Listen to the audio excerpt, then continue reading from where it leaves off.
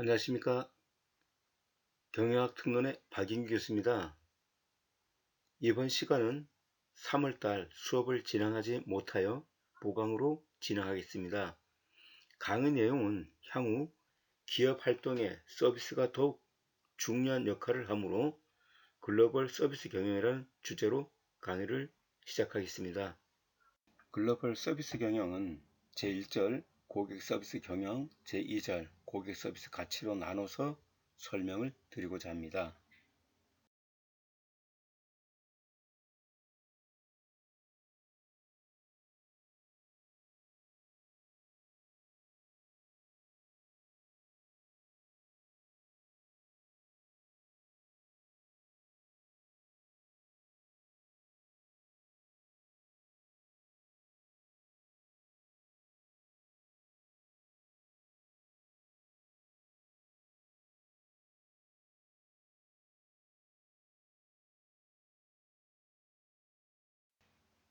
제1절 고객 서비스 경영 1번 고객 서비스입니다. 우리는 일상생활에서 서비스란 용어를 자주 사용하게 되는데요. 우리의 편의를 위해 설비나 시설을 이용하거나 다른 사람에게 도움을 받는 경우에도 서비스를 종종 만나게 됩니다. 국제화 개방에 대비하여 우리 스스로와 기업의 경쟁력을 갖기 위해서는 서비스를 잘 배워서 또 실천함으로써 경쟁력을 가질 수 있다고 생각합니다. 따라서 서비스를 잘 배워서 그 본질을 잘 알고 있어야 합니다. 고객 서비스 첫 번째는 고객 서비스 개념에 대해서 설명을 하고자 합니다.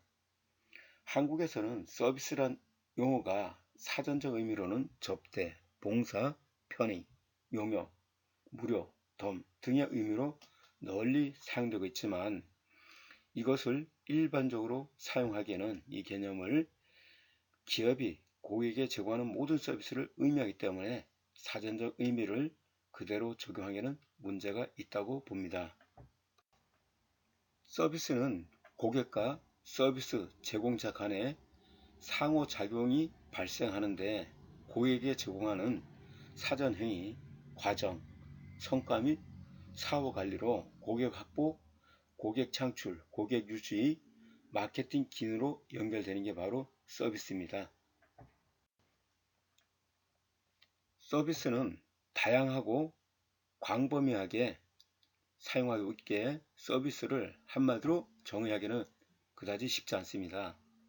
그러나 일반적으로 서비스 정의는 고객에게 만족을 주는 무형적 활동으로 감성적 측면이 강하다고 할 수 있습니다. 즉 형태가 있거나 실체적인 것보다는 무형적이면서 마음적인 측면이 강하다 이렇게 이야기할 수 있습니다.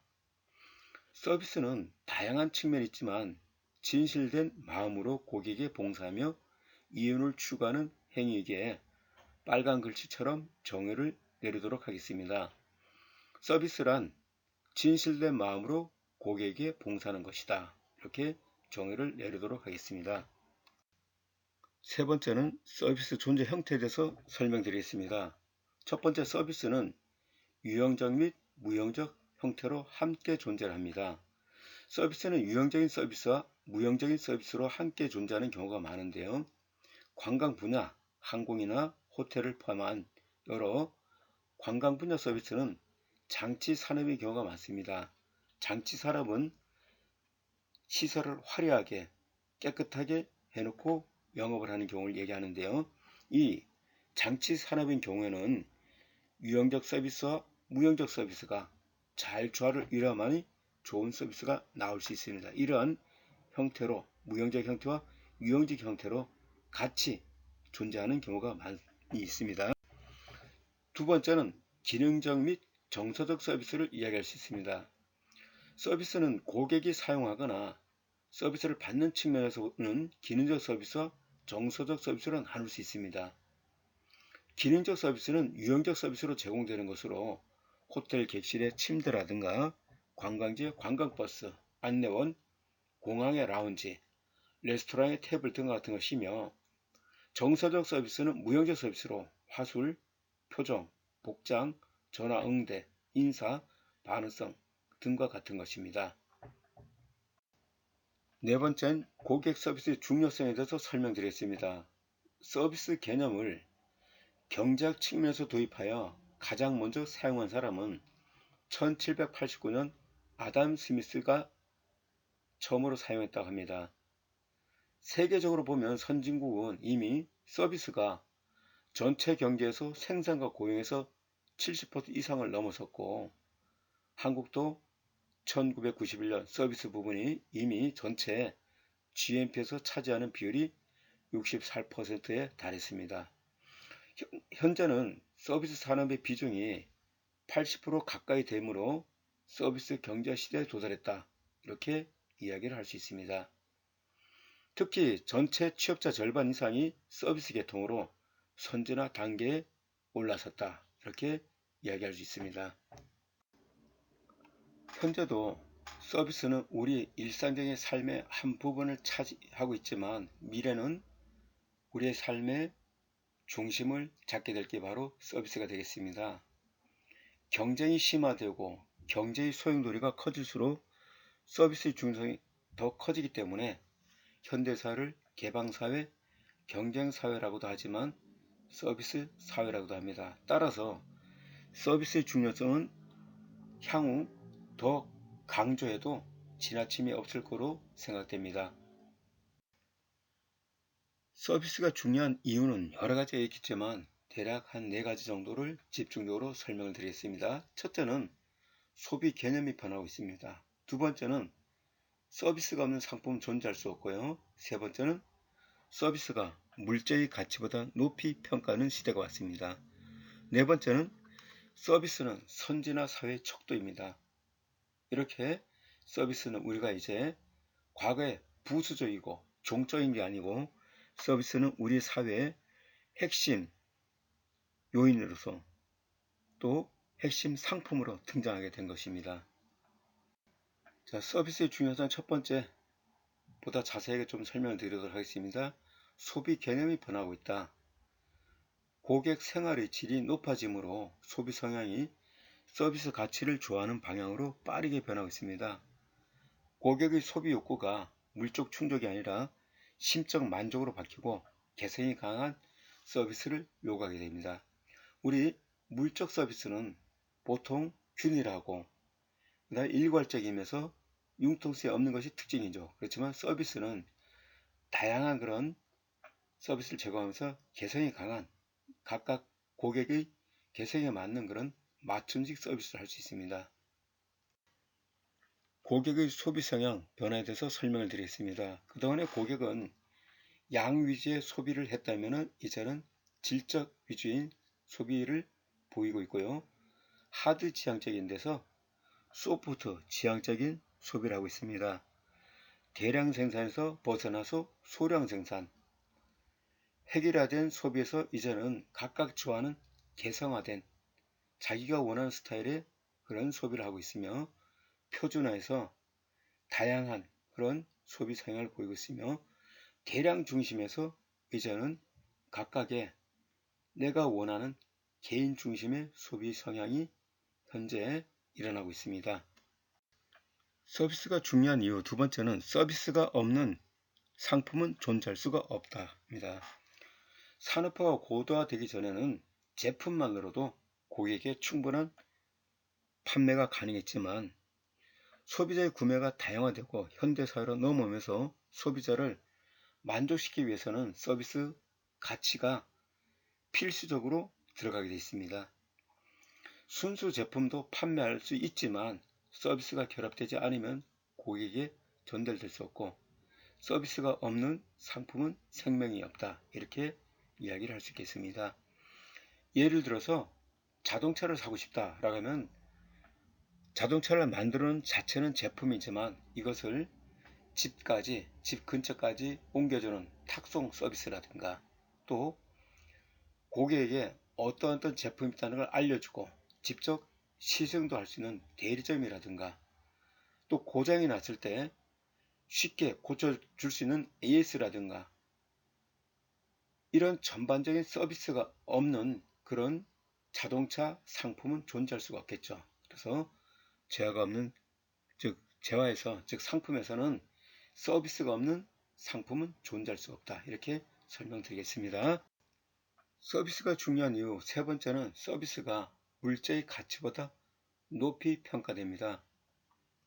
서비스 가치는 눈에 보이진 않지만 유형제의 물적 가치보다 높게 평가되는 예가 많이 있습니다. 예를 들어 식당의 음식은 재료와 양념이 중요한 것이 아니라 정성 있는 조리와 분위기, 종업원의 환대 정신입니다. 또한 옷감의 가격보다는 양복의 디자인과 재단의 가치가 더 높이 평가받는 것처럼 서비스 물자보다 가치가 더 높게 평가되고 있는 현실입니다. 서비스가 중요한 이유 네 번째는 서비스는 선진화 사회의 척도입니다. 선진 사회일수록 서비스 산업화가 이루어지고 서비스 부문이 중요시됩니다. 한 나라의 전체 인구 중 서비스에 종사하는 인구 비율이 70% 이상이면 선진 사회라고 합니다. 이렇게 서비스는 선진 사회의 척도가 되는 바로 도구가 되겠습니다. 서비스가 기업 경영에 중요한 사례를 하나 소개하고자 합니다. 고객 감동의 서비스 프로그램을 최초로 시작한 회사는 스칸디나비아 항공사로 이 회사는 고객 감동의 프로그램을 통하여 이익을 창출했고 또 방콕의 오리엔탈 호텔이 세계 최고의 서비스 호텔로 자리 잡은 것은 바로 이 서비스 때문입니다. 스칸디나비아 항공은 1979년부터 1980년에 이어진 세계 석유 유류 파동으로 3천만 달러, 즉 우리 돈으로 하면 300억 이상의 1년간 적자를 기록했습니다. 거의 스칸디나비아 항공은 파산 직전에 갔지만 얀 칼센은 36세의 나이로 CEO에 취임합니다. 얀 칼센은 바로 오른쪽 위에 있는 사진, 그 주인공이 얀 칼센이 되겠습니다. 얀 칼센은 고객 만족 프로그램을 도입해서 1년 만에 흑자 경영을 하게 됐습니다. 즉 고객 만족 프로그램은 단지 서비스가 아니고 고객을 만족시키고 또 고객이 감동하도록 하는 그런 서비스 프로그램을 만들어서 모든 직원들한테 이 프로그램을 갖다가 실행하도록 한 결과 고객들이 스칸디나비아 항공을 많이 이용하게 되면서 1년 만에 흑자 경영을 하게 된 서비스 계통에서 전설적인 그런 일화입니다. 세 번째는 서비스 시대의 도래에 대해서 설명드리겠습니다. 18세기 중반 영국에서 시작된 산업혁명으로 인하여 대량 생산과 첨단 기술 발전으로 선진국에서는 산업사회 고도화, 전문화와 더불어 필연적으로 나타나는 것이 탈공업화로 인하여 경제 구조를 서비스 경제 구조로 전환하게 되었습니다. 흔히 우리가 서비스 경제 시대, 서비스 산업 시대라고 표현을 하는데요. 이 서비스 경제 시대나 또 서비스 산업 시대란 말을 쓰기 위해서는 GDP에서 차지하는 경제 구조가 1, 2차 산업보다 서비스 산업인 3차 산업이 클 때를 의미합니다. GNP에서 차지하는 비율이 70% 이상이면 서비스 산업 시대라고 합니다. GDP는 국민 총생산으로 한 나라에서 가계, 기업, 정부가 생산한 재화와 서비스의 총 가치를 얘기하는 거죠. GNP는 이 GDP에서 그 국가에서 생산이 이루어졌다 하더라도 외국인이 소유한 기업에서 생산한 것을 제외한 총액을 얘기합니다. 오늘날 경제체제가 제품 중심의 경제에서 무형적인 서비스 중심이 되는 경제 시대로 변하고 있는 것은 확실하고요. 앞으로 이런 서비스 역할은 점점 더 중요하고 필요할 거라고 생각됩니다. 기업 환경 측면에서 서비스 진화 단계를 설명드리겠습니다. 1950년대 이전에는 서비스란 개념이 없었으며 기업에서는 다만 어떻게 하면 많은 그런 제품을 만들어낼 수 있을까 라는 생각을 해서 생산 위주 경영을 하고 있었습니다. 1950년대 접어들면서 제품은 이제 대량 생산이 어느 정도 가능해짐으로써 그때는 누구에게 팔 것인가 라는 마케팅이 핵심 역량이 치우쳐졌습니다. 1960년에서 1980년대 사이는 서비스 품질과 이미지란 이런 핵심 역량이 등장하게 됩니다. 이제는 서비스 품질, 즉 제품보다도 그 제품에 더해서 어떤 서비스를 제공하느냐, 이런 서비스 품질을 따지는 시대가 왔습니다. 1990년대 이후에는 기업 환경은 서비스가 보다 체계적이고 시스템화되면서 또 서비스를 품질 관리 측면에서 관리하게 되는 그런 시대가 도래됐습니다.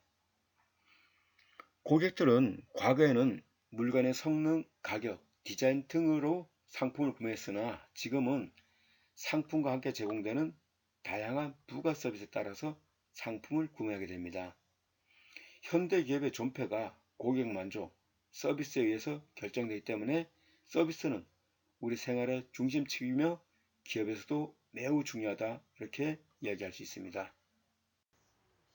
네 번째, 서비스의 특성에 대해서 설명드리겠습니다. 서비스 특성은 서비스의 종류에 따라서 매우 다양해질 수 있지만 일반적인 특성은 무형성, 동시성, 이질성, 소멸성 등이 있습니다. 서비스의 특성 첫 번째는 서비스의 무형성입니다. 서비스의 대부분은 그 자체가 무형적이기 때문에 구매자가 대가를 지불하고 서비스를 제공받기 전에는 볼 수도 느낄 수도 냄새를 맡고 듣거나 즐길 수 없습니다. 구매 후에도 단지 서비스가 제공된 결과에 대한 나름대로 평가를 가지게 될 뿐 객관적인 증거 제시가 어렵습니다. 두 번째는 비분리성, 즉 동시성을 이야기하고 싶습니다. 서비스는 생산과 소비가 동시에 이루어지는 것을 의미합니다. 즉 제품은 생산, 판매, 소비 순서를 차례로 거치는 반면에 서비스는 판매가 먼저 된 후에 생산과 소비가 이루어집니다. 생산 과정에 고객이 직접 참여하여 종사원과 고객의 상호작용에서 서비스 가치가 창출되는 것을 우리가 동시성이다, 이렇게 이야기를 하겠습니다.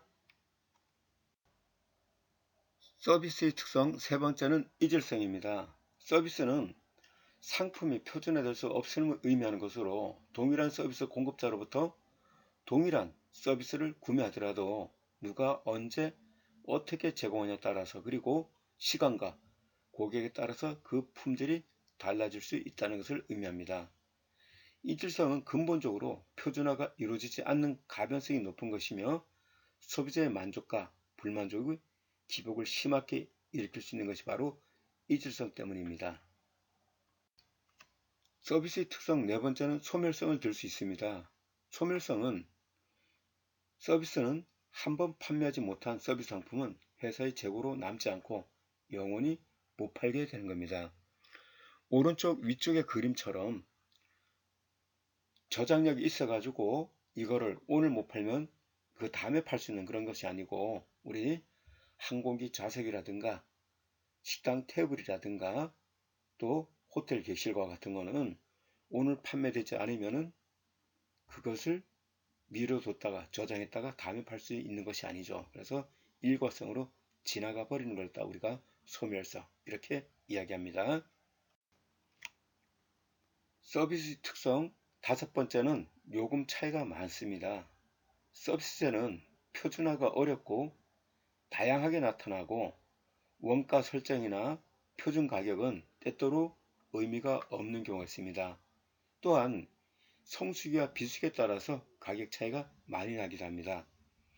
가격 결정이 생산자가 가격을 결정하는 것보다 고객 측의 판단에 따라서 가격 결정력이 더욱 강하다고 할 수 있으므로 요금의 차이가 많이 납니다. 그래서 우리 호텔이나 항공사 등을 봐도 시즌이나 비시즌에 따라서 요금 차이가 있는 것을 알 수가 있습니다. 서비스의 특성 여섯 번째는 인적 서비스에 대한 높은 의존성입니다. 서비스 특징은 인간 대 인간의 상행이며 사람의 중점을 둔 사업이 되겠습니다. 오늘날 기계 문명 발달은 모든 산업을 자동화하고 있지만 서비스 산업에서 기계와 자동화는 한계가 있는 것입니다. 최근 코로나로 인하여 식당이라든가 이런 데서는 서비스 로봇이 등장하기도 했지만 그거는 극히 일부분이며 대부분의 서비스는 사람이 직접 서비스를 해야 되기 때문에 인적 서비스에 대한 높은 의존도를 가지고 있다. 이렇게 이야기할 수 있습니다. 서비스의 특성 7번째는 제품과 서비스의 결합이다. 이렇게 설명드릴 수가 있겠습니다. 서비스제는 서비스 단독으로 존재할 수가 없는데 제품과 서비스가 결합되어야만 비로소 완전한 서비스제가 되는 겁니다.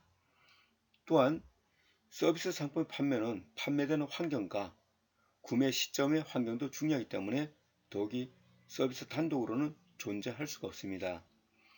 자, 우리 학생들 여기서 제품과 상품의 차이를 설명드리고자 합니다. 제품은 일반 기업에서 만들어 놓은 그 자체, 그걸 제품이라고, 이 제품에 서비스가 결합되어야만이 바로 상품이랍니다. 그래서 제품과 상품에서 상품은 제품보다 그 한 단계 높은 위 단계라고 얘기할 수 있습니다. 제품은 우리가 말 그대로 공장에서 만들어 놓은 물건 자체를 의미하는 거죠. 서비스의 특성 8번째는 계획 생산이 어렵다입니다. 서비스의 무형성, 비보관성, 이질성 등으로 인하여 서비스 기업의 산출물을 계획하는 것은 매우 어렵습니다. 서비스 기업의 매출은 계절, 요일, 날짜, 시간, 사회, 경제, 문화 등으로 인한 차이가 많기 때문에 계량적인 측정이 어렵습니다. 이상과 같이 서비스 특성에 대한 8가지 이야기를 했는데요. 다시 한번 복습을 해드리면 무형성, 비분리성, 동시성, 세 번째는 이질성, 네 번째는 소멸성, 다섯 번째는 요금의 차이가 많다, 여섯 번째는 인적 서비스에 대한 높은 의존성, 일곱 번째는 제품과 서비스의 결합, 여덟 번째는 계획 생산이 어렵다라는 특징을 가지고 있습니다. 제1절 5번 서비스 역할에 대해서 설명드리겠습니다. 선진화된 사회에서는 서비스 비중이 커지는 것은 당연한 결과이며 현대 사회에서 서비스가 하고 있는 역할을 구체적으로 살펴보면 다음과 같습니다. 서비스 역할 첫 번째는 서비스는 최고의 상품입니다. 서비스는 우리 일상생활에 항상 존재하고 있기에 현대사회를 서비스 사회라고 하는데요. 우리는 각종 서비스 속에 살고 있으며 인간활동 전부가 서비스에 포함된다고 할 수 있습니다. 기업의 경영 철학도 성공적인 경영을 하기 위해서는 서비스에 대한 뛰어난 통찰력이 있어야 하기 때문에 고도 산업사회에서는 서비스는 최고의 상품이라고 할 수 있습니다. 서비스 역할 두 번째는 서비스는 최고의 경쟁력이라고 할 수 있습니다. 글로벌 현대사회는 무한 경쟁 상태를 만들었으며 이러한 경쟁력으로부터 가장 강한 무기는 바로 서비스라고 할 수 있습니다. 기업의 목적은 이익을 얻기 위한 것인데 이익은 고객의 만족을 통해서 얻는 부산물입니다. 즉 고객에게 서비스를 잘 함으로써 얻어지는 결과물이다. 이렇게 이야기를 할 수 있습니다. 고객의 욕구, 욕망, 필요, 기대에 부응하여 그 결과로서 계속적으로 상품의 구입이 이루어지기 때문에 이윤 추구가 가능합니다. 즉 향후 기업의 마케팅 문제는 한번 팔고 그 다음에 그 고객을 갖다가 놓치는 것보다 그 고객을 지속적으로 재방문이나 재구매하게 하는 그런 마케팅 전략이 필요하죠. 이런 과정에서 고객이 요구하는 서비스를 적시에 고객이 원하는 것보다 먼저 제공할 수 있는 그런 시스템이 세워져야 될 겁니다. 서비스 역할 세 번째는 서비스는 고객 감동의 선봉장 역할을 한다. 고객을 감동시키는 방법은 서비스를 통해 고객의 욕구, 기대, 필요를 충족시켜 주는 것입니다. 고객들은 각자 다른 개성과 가치관, 다양한 취향에 맞는 서비스를 만들어 고객의 마음을 움직여야 하는 것이야말로 고객 감동을 줄 수 있는 방법이 되겠습니다.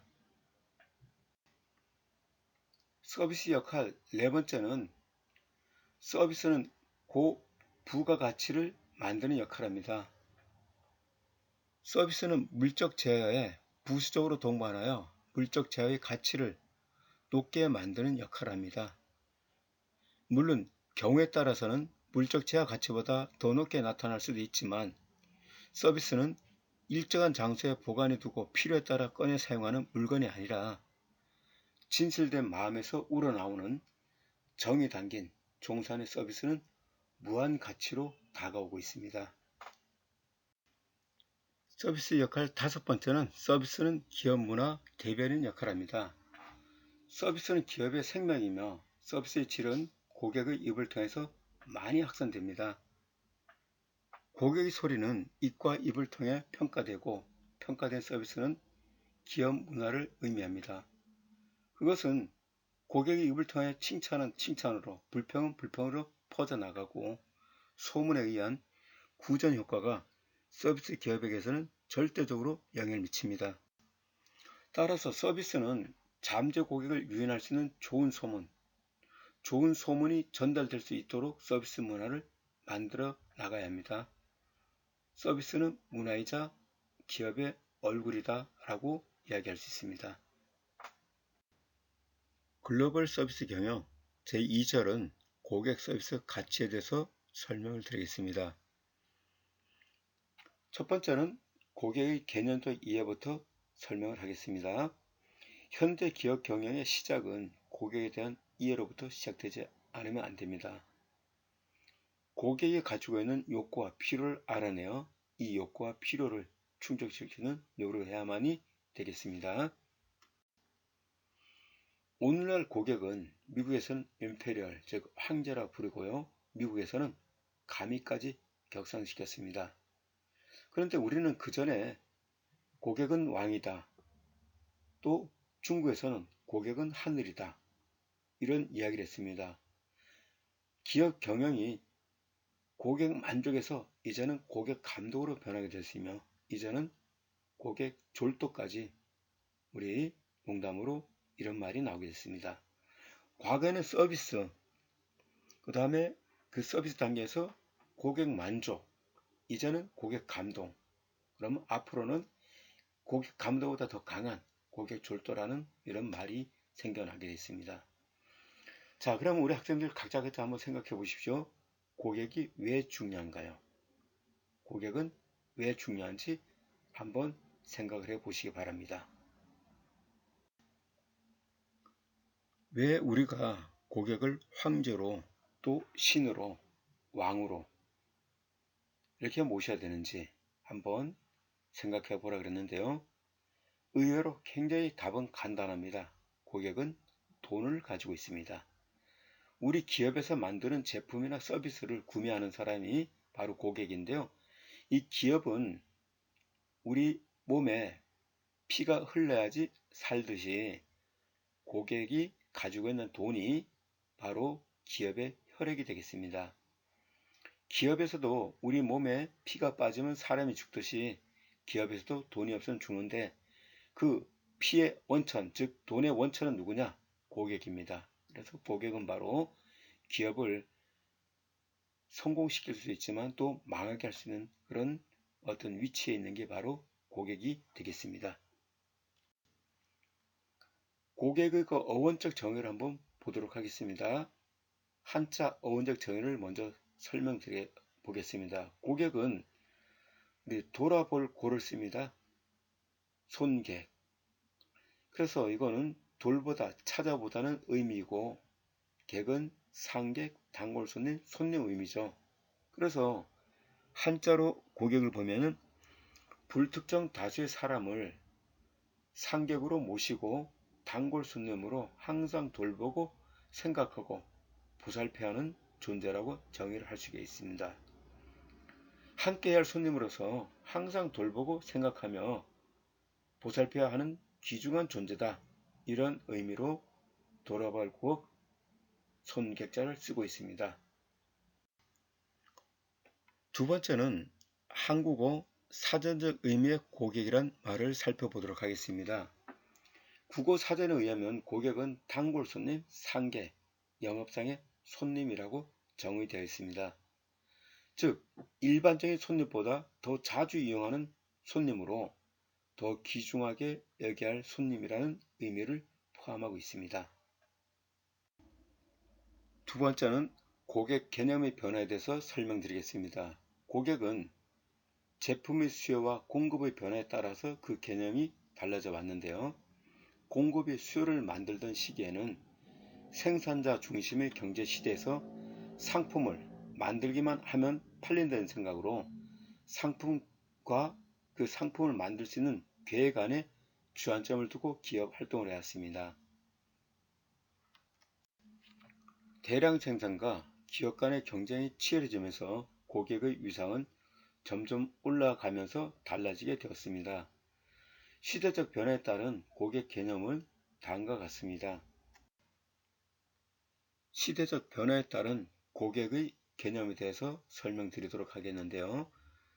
이 요인을 수요와 공급 간의 관계, 고객의 개념, 고객의 개성, 기업에서 펼치는 서비스 철학에 대한 이런 순으로 살펴보도록 하겠습니다. 첫 번째는 수요가 공급보다 월등히 많을 때, 즉 사고자 하는 사람보다 팔고자 하는 사람이 적을 때, 즉 제품 생산이 조금 될 때를 의미합니다. 사고자 하는 사람 많은데 제품이 별로 없을 때, 이때 고객의 개념은 봄이다 라고 하는데, 하찮은 존재, 미비한 존재, 고객은 이렇게 이야기를 합니다. 고객들은 여러 가지를 갖고 싶지만 모든 사람이 다양한 상품이었기 때문에 하나밖에 살 수 없던 시대가 바로 11세기다. 이렇게 이야기를 할 수 있습니다. 이때 기업에서 펼치는 서비스 개념은요, 보다 강압적인 서비스가 나오죠. 즉, 사기 싫으면 사지 말라는 어떤 그런 식. 그 다음에 부가 서비스나 이런 거는 전혀 이루어지지 않는 단계가 바로 수요가 공급보다 많은 이 시대의 고객은 봉이었습니다. 두 번째, 수요와 공급이 비슷한 그런 시대가 있었습니다. 이때는 이제 고객은 소비자로서의 그냥 가치가 있습니다. 10인 10색으로서 이거는 10사람이면 자기가 원하는 것을 이렇게 하나씩 가질 수 있는 이런 단계가 됐습니다. 기업의 서비스 철학은 극히 평범한 그런 서비스를 수행을 하고 있는 거죠. 제품을 만들어서 팔고, 그 다음에 또 만약에 잘못된 상품이 있으면 바꿔주는 정도의 어떤 그런 간단한 서비스를 수행하던 시대가 있었습니다. 이때가 수요와 공급은 같은 시기거죠. 이렇게. 세 번째는 수요보다 공급이 월등히 많을 때입니다.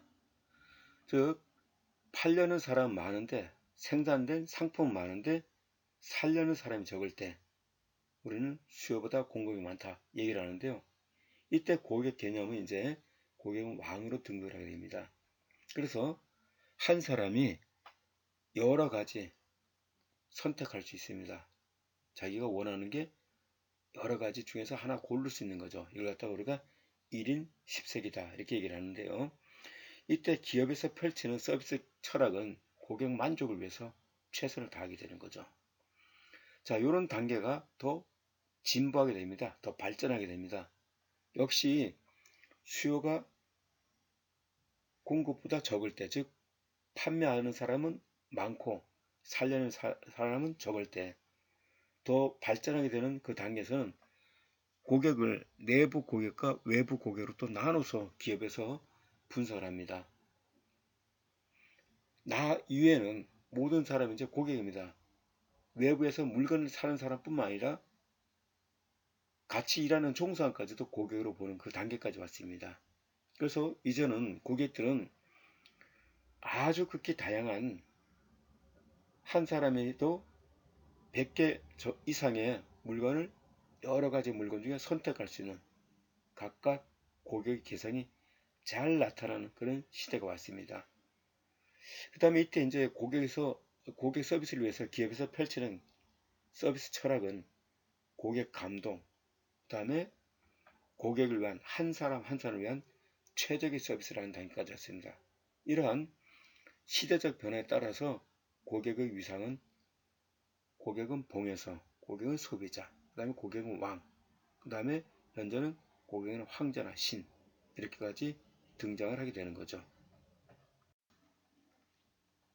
기업은 우리 사회에서 생산을 하는 그런 주체로서 기업이 발전해야만이 그 사회가 윤택하고 그 다음에 부를 축적할 수 있습니다. 따라서 기업이 한번 만들어지면은 기업의 사명은 기업을 유지, 발전, 성장 순환을 계속해야 합니다.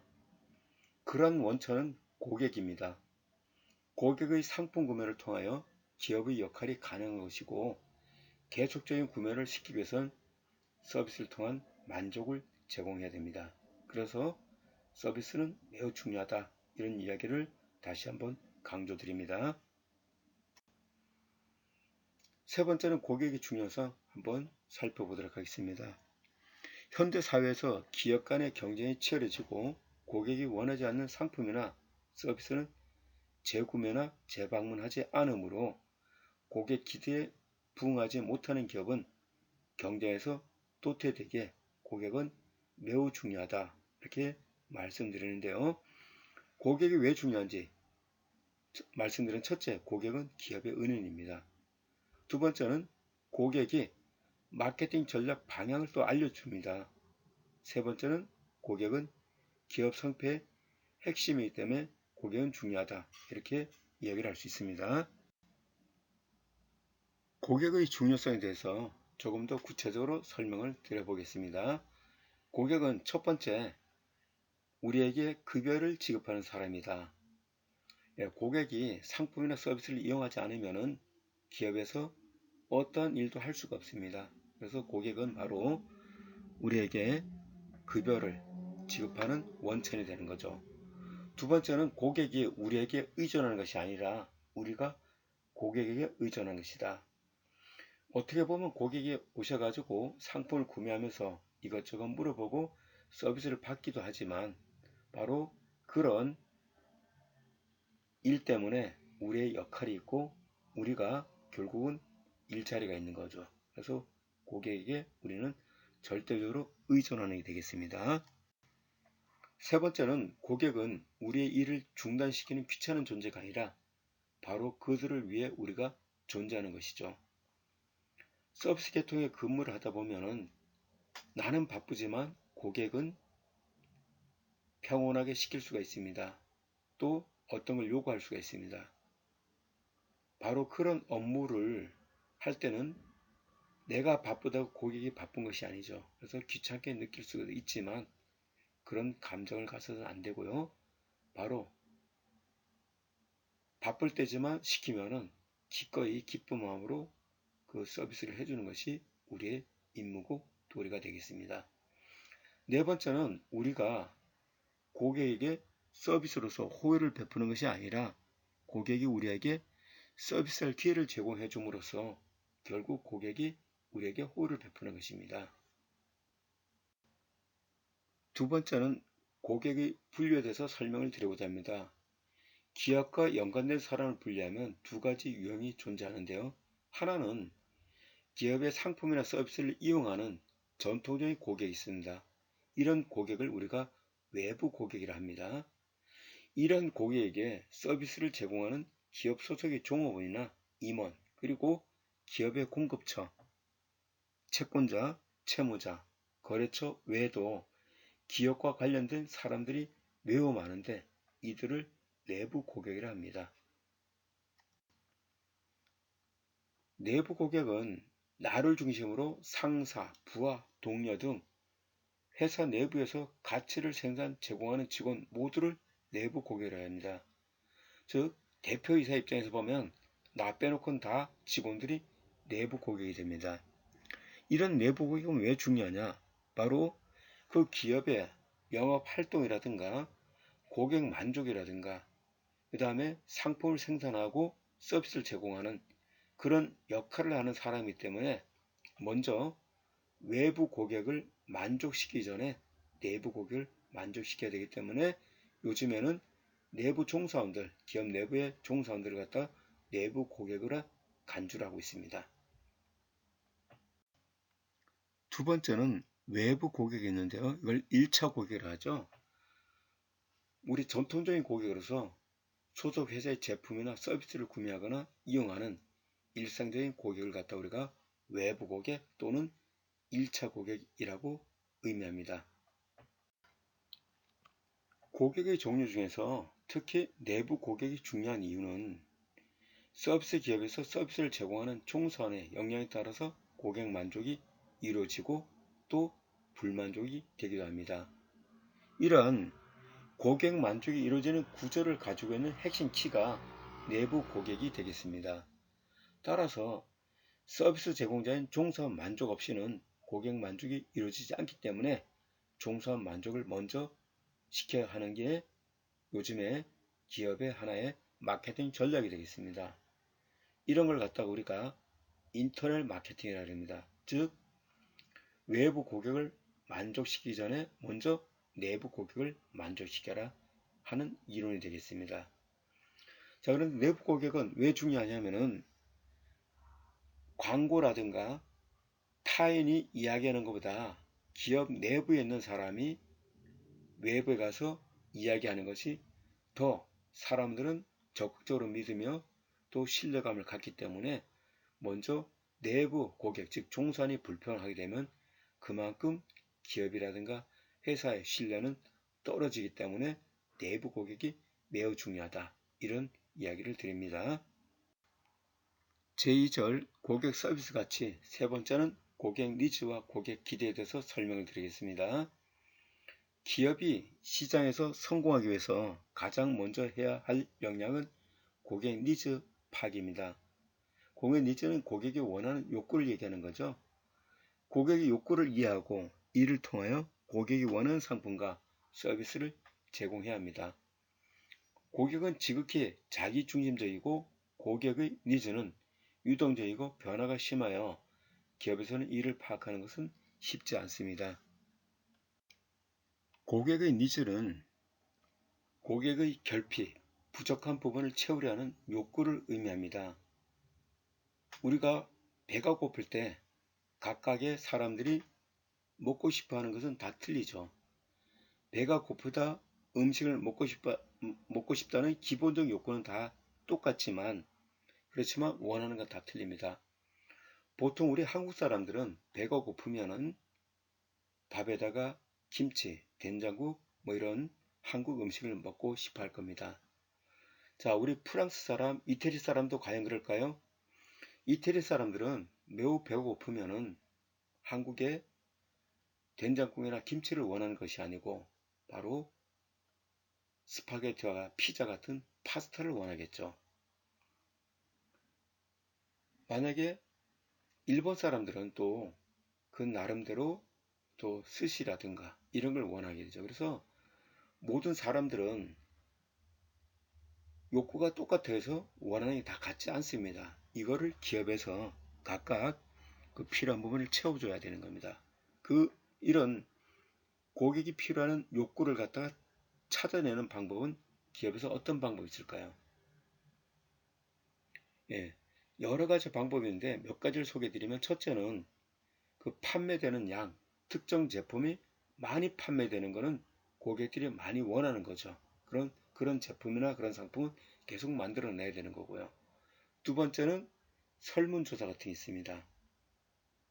설문지를 조사해서 이 상품이 좋으냐 나쁘냐, 앞으로 만들어내고 싶은 원하는 상품이 무엇이냐 알아낼 수 있는 방법이 있고요. 또 전화 방법이라든가 또 전문가 방법이라든가 전문가에게 물어보는 방법이라든가 또 다른 시장에 가서 벤치마킹을 따라 하는 거죠.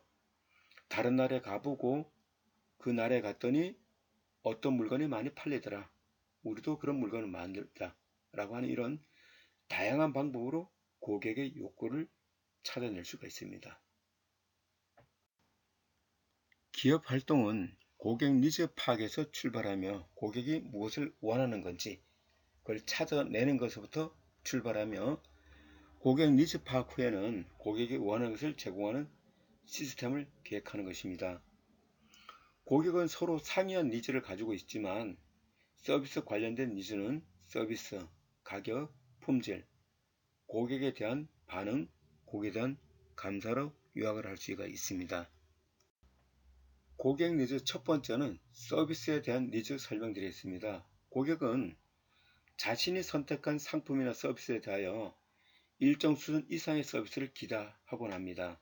그러므로 서비스 기업에서는 고객의 기대 이상의 서비스를 제공하도록 노력해야 됩니다.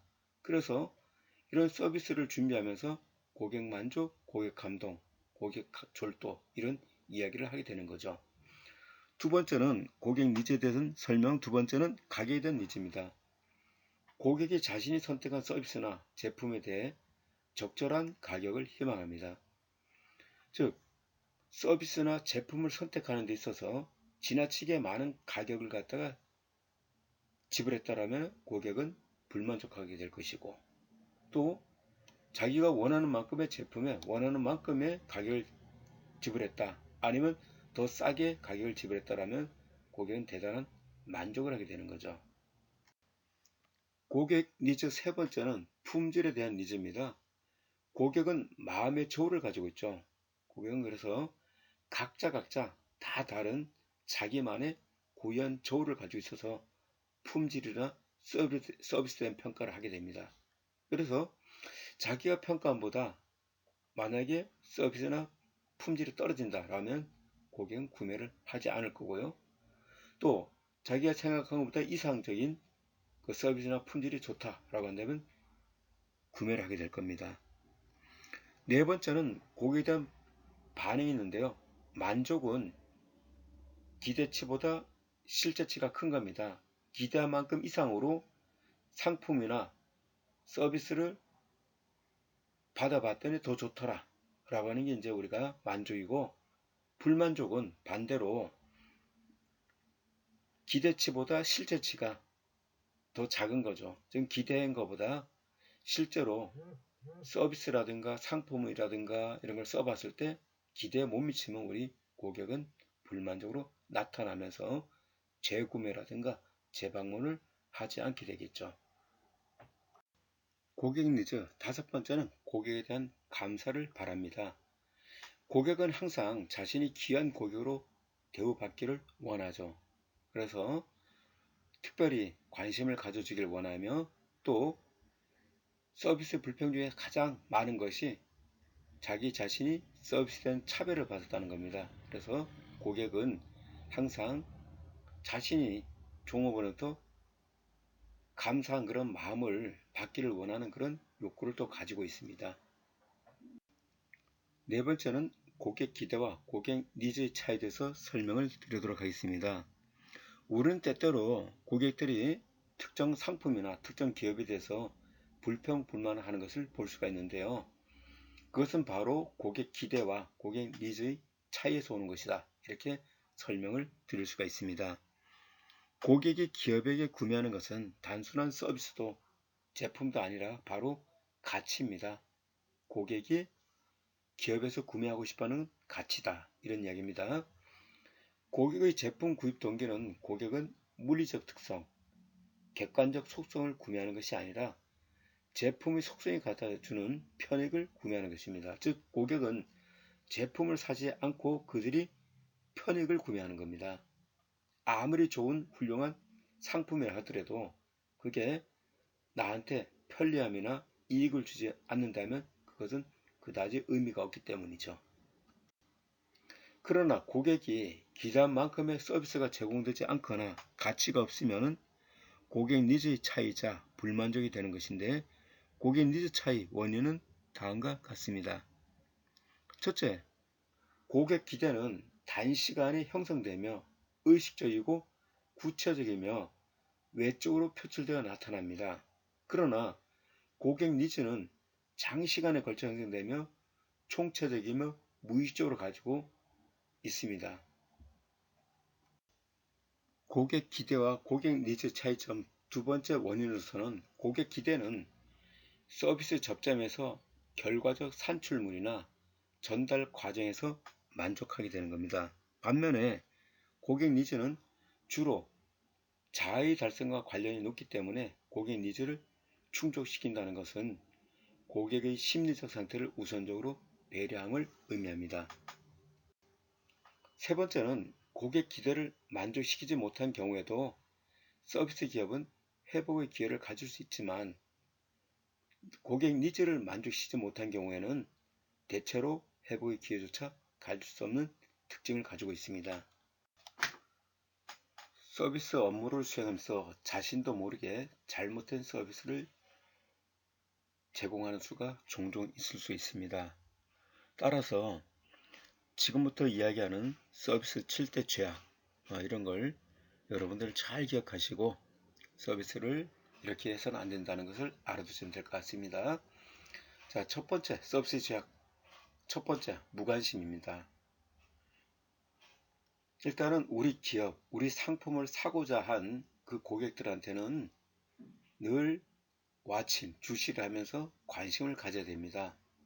그래서 고객에 대한 반가운 인사라든가 또 상황에 맞는 그런 응대법을 통해서 항상 고객에게 나는 종선에서 서비스를 할 자세가 되어 있다 라는 그런 관심을 보여야 됩니다. 그래서 여러 가지 서비스 불평 중에서 무관심에 대한 서비스 불평이 가장 많은 걸로 나타났습니다. 자, 두 번째 죄악은 무시입니다. 고객의 요구나 상담에 대해서 무시하고 또 대충 설명을 하고 또 특별한 고객한테는 밀착 서비스를 하고 이러한 서비스 태도를 보이는 것은 고객에 대한 서비스 죄악이다 이렇게 이야기를 할 수 있습니다. 서비스의 7대 죄악 세 번째는 냉담입니다. 고객에게 퉁명스러운 화술이라든가 또 불친절한 태도 등을 보이는 냉담한 태도가 서비스 7대 죄악 중 세 번째에 속하게 되겠습니다. 우리가 고객을 모셔오는 건 매우 어렵습니다. 왜냐하면 경쟁 기업체들이 많기 때문에 고객은 많은 기업체를 선택을 할 수 있는 데 반해서 고객을 끌는 것은 간단한 말 한마디로 퉁명스럽게 말하면 고객은 더 이상 오지 않습니다. 그래서 서비스 7대 죄악 중 세 번째는 퉁명스러운 말씨라든가 불친절한 태도가 되겠습니다. 네 번째는 어린애 취급하는 겁니다. 고객을 어린애처럼 취급하는 것은 고객이 매우 싫어하는 그런 서비스 방법이죠. 그러나 심정적으로는 이 고객을 내가 처음부터 끝까지 모든 걸 도와줘야 된다는 그런 심정적으로는 어린애 취급을 해도 화술이라든가 태도는 잘 모른다 그래서 우리 상품이나 우리 기업, 우리 서비스를 잘 모른다 해서 어린애 취급해서는 안 된다 그런 얘기입니다. 서비스 7대 제약 다섯 번째는 로봇학. 예, 우리 서비스는 사람 대 사람의 인간 대 인간의 서비스라고 하는 것은 바로 감정이 있죠. 그 다음에 어떤 친절성이라든가 상냥성 같은 그런 정감이 있기 때문인데 그런 것이 보이지 않으면 서비스를 할 수 없습니다. 그래서 기계라든가 로봇이 하는 서비스가 돼서는 안 되고요. 항상 서비스는 감정이 수반돼야 됩니다. 고마운 마음, 또 와서 줘 반갑다는 마음, 이런 감정이 전달돼야만이 우리는 진정한 서비스를 할 수 있습니다. 서비스의 7대 제약 여섯 번째는 규정대로, 법대로가 있습니다. 고객에게 회사의 규칙을 우선시하면서 자기가 맡은 업무에는 기꺼이 응하지 않으려는 태도. 고객들은 회사의 규정을 잘 모릅니다. 그래서 회사 규정에 의해서 이런 얘기보다는 고객을 더 쉽게 설득시키는 그런 방법이 필요하고요. 또 만약에 규정이 좀 까다롭다 하더라도 어떤 융통성 있는 서비스를 종종 또 해주는 그런 방법이 좋을 것 같습니다. 일곱 번째는 서비스 7대 제약 일곱 번째는 발뺌이 있습니다. 고객의 불평불만이라든가 서비스에 대한 어떤 문제를 제기했을 때 저는 모릅니다. 저는 시켜서 했습니다. 글쎄요. 윗분에게 물어보세요 하는 식의 대답은 서비스 질이라든가 고객의 마음을 상하게 하는 그런 방법이 되겠습니다. 따라서 우리 서비스맨들이 갖춰야 될 여러 가지 어떤 서비스 태도가 있겠지만은 특히 지금 설명한 서비스 7대 죄악 이런 건 피하셔가지고 서비스를 하시면서 고객을 따뜻하고 그 다음에 품격 높은 서비스를 진행하는 훌륭한 서비스맨들이 되길 바랍니다. 우리는 항공사나 호텔, 기타 다양한 그런 서비스를 수행하면서 고객이 종종 불평, 불만과 또 문제 제기를 하는 경우를 종종 발생할 수 있는데요. 가장 큰 원인은 고객의 기본적 욕구를 이해 못한 데서 오는 그런 이유가 될 수도 있습니다. 따라서 서비스를 할 사람들은 고객의 기본적 욕구를 잘 이해하는 게 서비스에 매우 도움이 될 수 있습니다. 자, 우선 고객의 기본적 욕구 8가지가 있는데요. 설명을 좀 드리도록 하겠습니다. 고객은 첫 번째로 기억되기를 원합니다. 내가 방문했을 때 그 종사원들부터 나를 기억되기를 원합니다. 그래서 우리는 고객이 오셨을 때 가장 많이 불러주는 것은 그 고객의 이름, 호칭이 되겠습니다. 예를 들어서 김 사장님, 안녕하십니까? 어서오세요. 이상무님. 물론 이름 자체가 가장 많이 우리가 기억되고 자기 귀에 익숙한 이름이 되겠지만은 또 우리 성인의 이름을 풀네임으로 부르기가 어려울 때는 그 사람의 성과 직책을 같이 불러줘도 고객은 굉장히 그 즐거운 마음으로 방문하게 됩니다. 두 번째는 환영받고 싶어 하죠. 우리 서비스 분야의 직무를 하스피탈리티라고 하는데요. 고객은 방문과 동시에 여러 사람부터 환영받고 싶어 합니다. 그래서 꼭 환영, 즉 안내하는 사람만 환영할 게 아니고 여기저기 모든 종사원들이 보든 안 보든 어서 오십시오, 안녕하십니까 라고 인사하는 걸 기본적인 서비스 마인드라 생각합니다. 그래서 고객이 기본적으로 두 번째는 환영받고 싶어하는 마음을 가지고 있습니다. 세 번째는 관심을 바랍니다.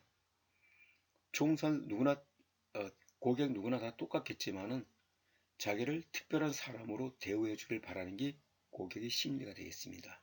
따라서 우리 서비스하는 사람들은 바로 그 고객을 잘 알아보고 또 그런 관심을 줌으로써 고객이 서비스를 잘 받았다라는 평가를 할 수 있는 그런 욕구를 채워주시길 바랍니다. 고객의 기본적 욕구 네 번째는 중요한 사람으로 인식되기를 바랍니다. 고객은 누구나 스스로 고객으로서의 가치가 있기 때문에 스스로 나는 이 사업장에, 이 기업에, 이 회사에 중요한 사람이야 라고 인식되기를 바랍니다. 다섯 번째는 편안해지고 싶어하는 욕구를 가지고 있습니다. 본인이 직접 일을 해도 되지만 또 어떤 서비스를 부탁 안 해도 되지만 모든 걸 해주기 바라는 그런 편안해지고 싶은 마음을 가지고 있는 고객의 기본적 욕구라 할 수가 있습니다.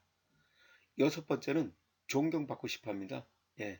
그래서 고객은 어떤 그 기업체에 방문하거나 그 다음에 사업체라든가 그런데 호텔, 특히 호텔이나 이런 데 방문하셔서는 그 종사원으로부터 존경받고 싶어 하는 그런 심리도 있다는 걸 알아두시면 되겠습니다.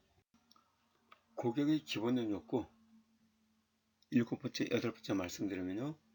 칭찬받고 싶어 합니다. 종사원이나 타인으로부터 고객들은 항상 잘했습니다. 와주셔서 감사합니다. 또 뭐냐면은 훌륭하십니다. 라는 그런 칭찬받고 싶어 하는 그 욕구를 가지고 있고요. 또 여덟 번째는 기대와 욕구를 수행해 주기를 원합니다.